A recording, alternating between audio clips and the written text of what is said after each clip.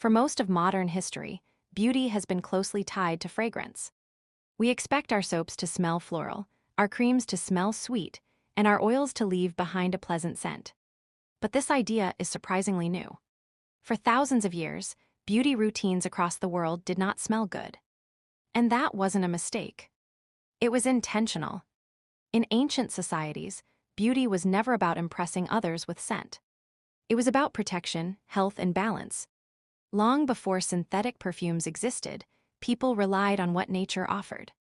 Raw oils, fermented plants, ashes, clays, resins, and animal fats were commonly used on the skin and hair. These ingredients worked, but they were not refined.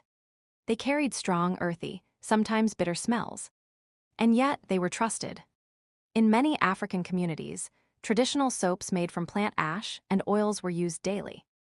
They cleaned the skin deeply, helped with irritation, and were safe for children. The smell was not judged.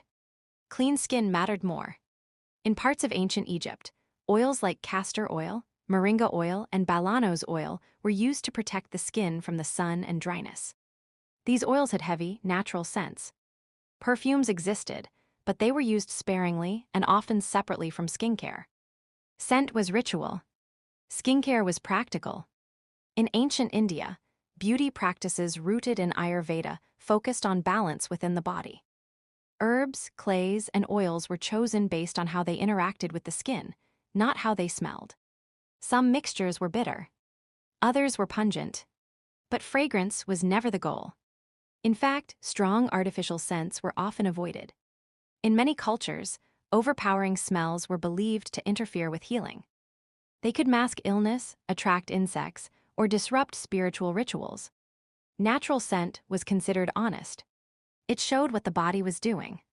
There is also something else modern beauty rarely talks about. Many traditional beauty ingredients were fermented, either intentionally or naturally. Fermentation strengthens certain properties, but it also creates sharp, unusual smells. To ancient users, this was a sign of effectiveness, not spoilage. A product that smelled too pleasant might have been viewed with suspicion. Fast forward to modern times. As beauty became commercialized, smell became a selling point. Fragrance began to signal luxury, cleanliness, and status. Unscented or earthy-smelling products were labeled as inferior or unfinished. Over time, we were taught to associate good beauty with good smell. But something was lost in that shift. Function was replaced by preference.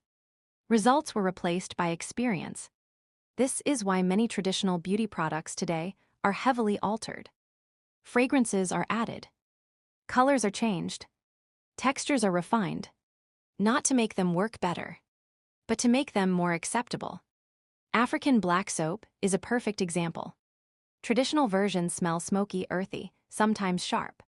Modern versions are often sweetened with perfume. They look better on shelves, but they are far removed from their origins.